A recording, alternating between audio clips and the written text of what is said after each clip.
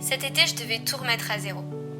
Repartir sur une page blanche en commençant par retourner à l'essentiel. Je voulais me recentrer. Qu'est-ce que je ferais de tout ce temps? Un été, 2 mois? Ça peut être long. Comment je retrouverais mon équilibre après les défis qu'il a relevés? La fin d'année scolaire, elle a été intense et autant dire que j'ai fini les batteries bien déchargées. Est-ce que je réussirais à juste profiter, que ce soit avec les copains ou toute seule, de mon jardin comme à la mer, avec le soleil ou avec les intempéries?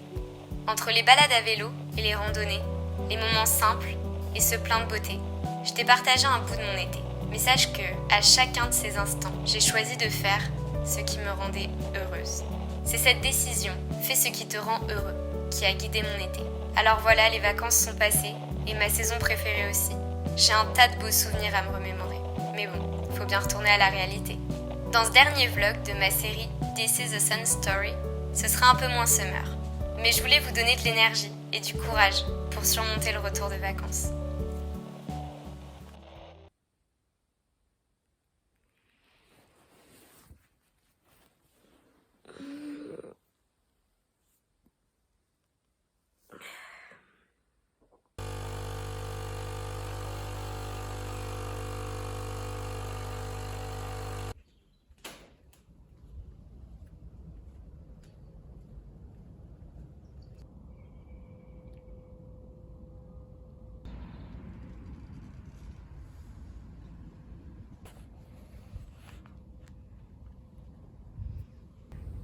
J'ai carrément fait exprès de me mettre dans le seul petit rayon du soleil du matin.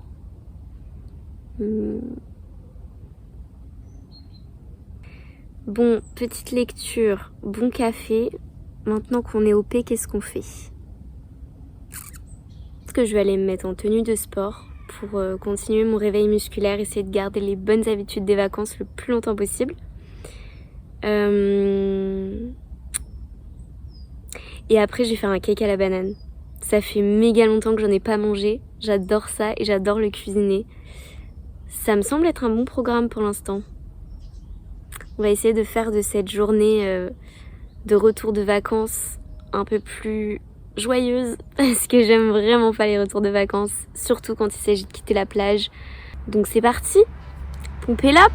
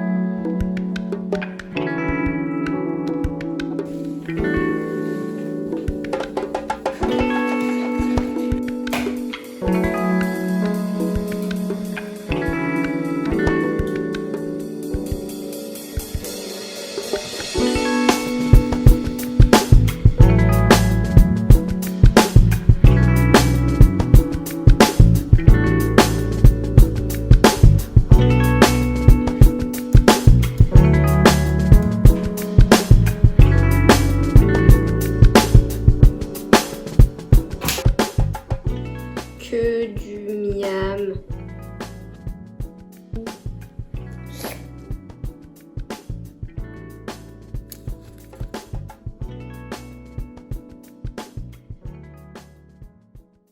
Et si on apprenait à apprécier les retours de vacances? Je me suis noté les activités qui m'ont fait du bien, qui m'ont aidé à surmonter un peu le blues du retour de vacances. Et je me suis dit que ce serait sympa de le partager avec vous. Première chose que je me suis notée, c'était de garder les bonnes habitudes que j'avais en vacances. C'est vrai que ces vacances-là, j'ai un petit peu modifié mes routines, j'ai testé des choses, etc. Et ça m'a permis de me rendre compte les choses que je faisais qui m'apportaient pas grand-chose ou qui me desservaient même. Et à l'opposé, les nouvelles choses que j'ai mis en place et que je trouve qui m'ont beaucoup apporté et qui me faisaient du bien. Je pense notamment au réveil musculaire. J'en ai un peu parlé sur mon Instagram. Ça me fait vraiment du bien en fait de réveiller mon corps de cette façon-là.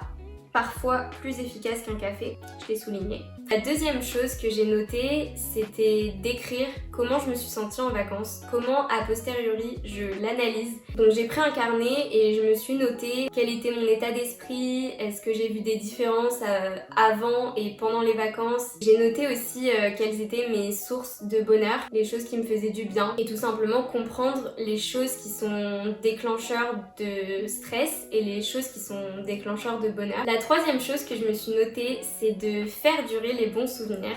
Je pense notamment en fait au vlog que je suis en train de faire. Je sais que ça, dans une semaine, un mois, un an, quand je vais les re-regarder, je vais être tellement heureuse de voir tous ces moments que j'ai capturés dans une vidéo et ça me fait vraiment quelque chose de les revoir. Vous pouvez totalement faire des albums photos, vous pouvez écrire. Je me rappelle que j'avais fait ça une année en Corse. Mes parents et moi, on avait écrit chaque jour dans un carnet, un petit peu sur la journée qui venait de se passer, les bons moments, les trucs drôles, etc. Et j'adore pouvoir relire ça et aussi pouvoir voir la perception de chacun de nous de la journée. À vous de trouver votre façon de perdurer les bons souvenirs.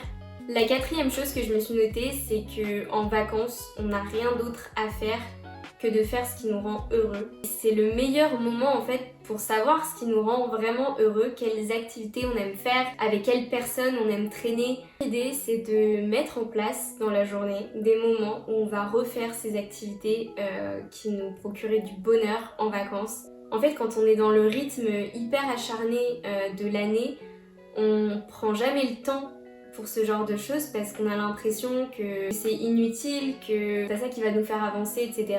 Mais c'est votre source de bonheur. Trouvez ces choses qui vous font du bien en vacances et remettez-les dans vos journées de manière quotidienne. Et dernière chose que je me suis notée, c'est de sortir dehors. En été, on est presque constamment dehors et je suis persuadée que ça joue énormément sur notre morale. Ça libère l'esprit, ça fait du bien au moral. Voilà, c'était mes 5 petites astuces qui, moi, m'ont aidé à surmonter le blues du retour de vacances. J'espère que ça va vous tenter, que vous les essayerez et que vous les adopterez parce que je suis persuadée que c'est des choses qui font du bien au quotidien. Je serais hyper heureuse de savoir ce qui vous fait du bien. Quelle serait votre recette à vous anti-blues du retour des vacances. Prenez soin de vous, vous êtes les seuls qui puissent vous rendre véritablement heureux. Et gros bisous.